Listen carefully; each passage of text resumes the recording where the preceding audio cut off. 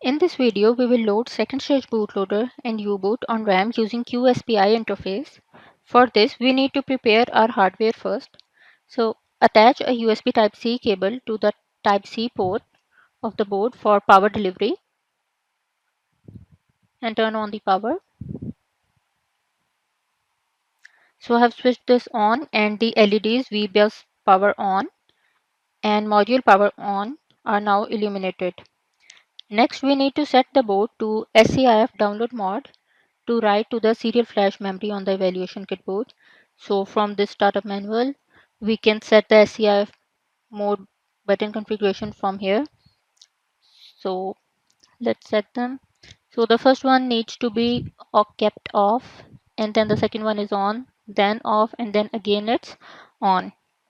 Now the board is in SCIF mode, so press power button, which is switch 9, to turn on the power, which will turn on LED 4 for power on.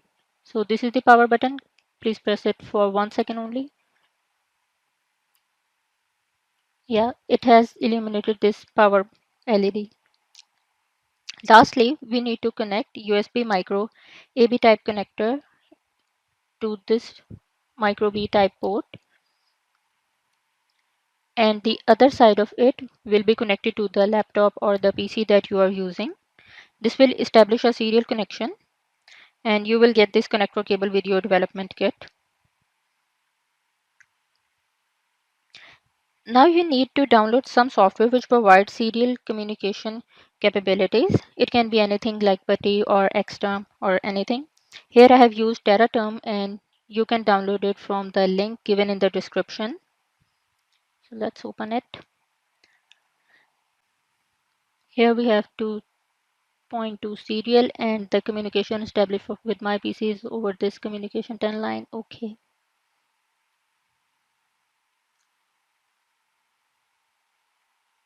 Now we need to set up the serial configurations from here for serial port. Yeah. So the baud rate for this evaluation kit board is 115200, and then you have to set the data to 8-bit and the stop bit of 1 bit, and then save these new settings. Now press the reset button and you will see a message on the terminal. So here is the reset button. You have to press it. Yeah, now you can see this message on the terminal that it is ready to load the program of Flash Writer.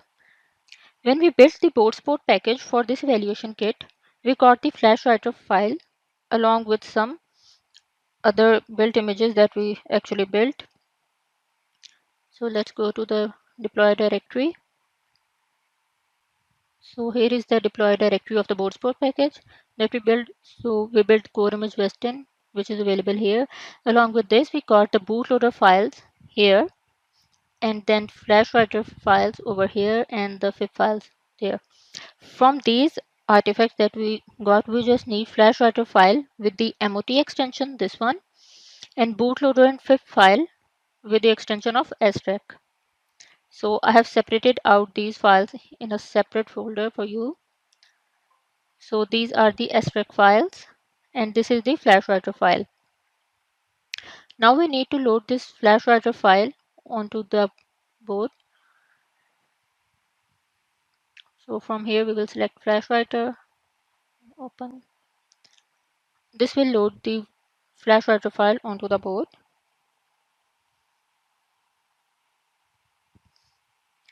After downloading this Flash Writer binary, the program will start automatically.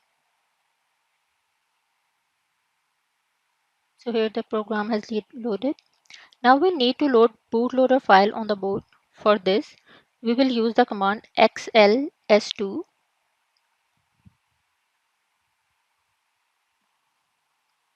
So xls2 is a command which writes the srecord format images to the serial flash.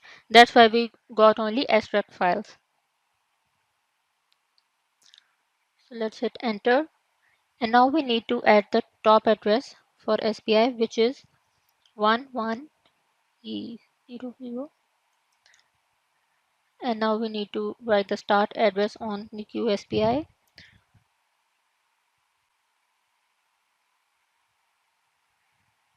Now it asks for the file that we need to send. So we will send the file of second stage bootloader, which is this one. You can get the addresses which are needed here from the table provided in the reference manual of the evaluation kits from any of the product that you are using from the RZ series. So now it expects yes. And now the bootloader 2 file has been loaded. As the message says, the SPI flash has been saved and bootloader file has been loaded. Now in the same way, we will load U-boot package file, which is a FIP image or a FIP file. So we need to load it. So again, we will use the xls2 command. So the address here is this.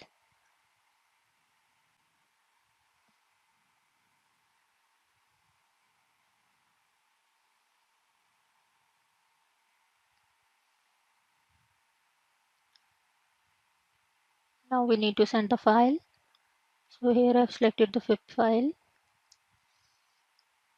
This may take a while.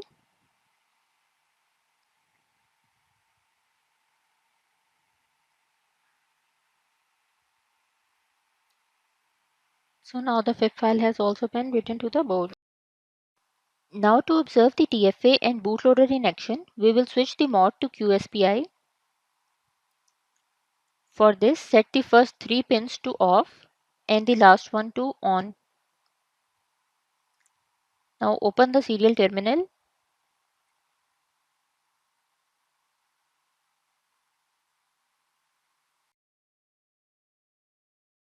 Set the baud rate to 115200 and save the new settings. And reset the board. As we do so, you can see the logs of TFA followed by the logs of U-boot.